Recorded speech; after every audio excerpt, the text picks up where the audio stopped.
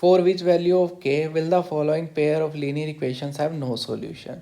तो यहाँ पे हमें कंडीशन दी गई है नो सॉल्यूशन की। नो सॉल्यूशन हमारे पास कब होता है, जब a1/a2 is equal to b1/b2 is not equal to क्या आता है, c1/c2। तो a1/a2 कितना आ जाएगा, फर्स्ट जो हमारा पार्ट है उसको सोल्व करें तो 3 में 2k-1 इज इक्वल टू 1 में k-1 is not equal to क्या आएगा हमारे पास, 1 में 2k+1, क्योंकि जो c1/c2 है उसकी वैल्यू नॉट इक्वल टू आती है। तो पहले जो दो पेयर, ये वाला जो हमारा एक पेयर बन रहा है, इसको हम क्या करेंगे, क्रॉस मल्टीप्लाई करके सोल्व करेंगे। तो 3 × k-1 कितना हो जाएगा, 3k-3 is equal to 1 × 2k-1 कितना आ जाएगा, 2k-1। यहाँ से अगर हम k की वैल्यू फाइंड करते हैं तो क्या आएगा, 3k-2k इज इक्वल टू -1 + 3 को राइट हैंड साइड लेके 2k को लेफ्ट हैंड साइड, 3k-2k कितना आ गया, k इज इक्वल टू -1 + 3 कितना हो जाएगा, 2। तो k की वैल्यू कितनी आ रही है, यहाँ से 2 आ रही है। अब इसके साथ साथ हमें है ना, जो क्वेश्चन है उसको कंप्लीट सोल्व करना होगा, हमें बाकी के पेयर्स को भी सोल्व करना होगा। तो यहाँ पे जो सेकंड और थर्ड को अगर हम लोग सोल्व करते हैं तो हमारे पास क्या आएगा, 1 में k-1 is not equal to 1 में 2k+1। क्रॉस मल्टीप्लाई करेंगे क्या बनेगा, 2k+1 is not equal to k-1। यहाँ से हमारे पास k को लेफ्ट हैंड साइड लेके जाने के बाद क्या आएगा, 2k - k is not equal to -1 -1 जो ये वाला 1 था प्लस वाला उधर जाके माइनस का हो गया। तो यहाँ से क्या आ रहा है, k is not equal to -2। क्या आएगा हमारे पास, k is not equal to -2। अभी थर्ड कंडीशन को सोल्व करना और बाकी है। फर्स्ट और थर्ड को हमें इक्वेट करना होगा।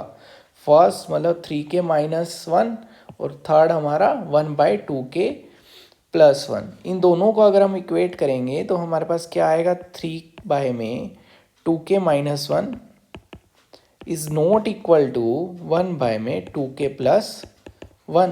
क्रॉस मल्टीप्लाई करेंगे कितना आएगा हमारे पास, 6k+3 is equal to 2k-1। फिर से क्या करेंगे, 2k को लेफ्ट हैंड साइड लाएंगे तो 6k - 2k कितना बच गया, 4k। और -1 एंड 3 उधर जाके क्या हो जाएगा, माइनस का, तो वो हो गया -4। यहाँ से क्या आ रहा है हमारे पास, नॉट इक्वल टू -1। तो हम लोग k इज इक्वल टू 2 जो वैल्यू है उसको यूज़ कर सकते हैं, क्योंकि बाकी दोनों केसेस में हमारे पास क्या है, k is not equal to -1, k is not equal to -2।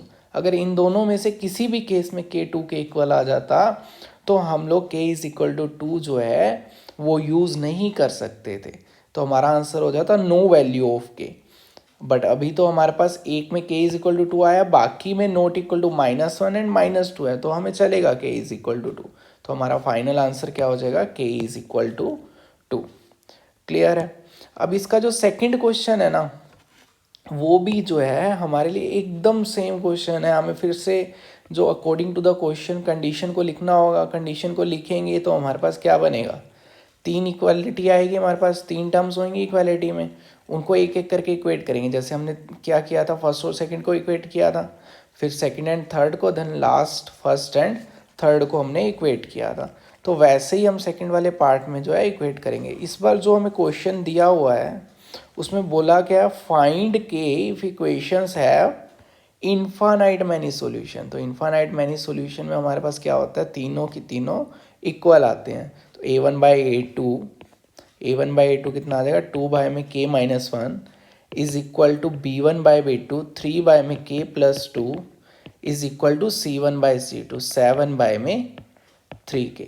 तो फर्स्ट और सेकंड को जब क्रॉस मल्टीप्लाई करेंगे इन दोनों को तो हमारे पास क्या आएगा, 2k+4 is equal to 3k-3। इसको सोल्व करेंगे तो हमारे पास आ रहा है k इज इक्वल टू 7।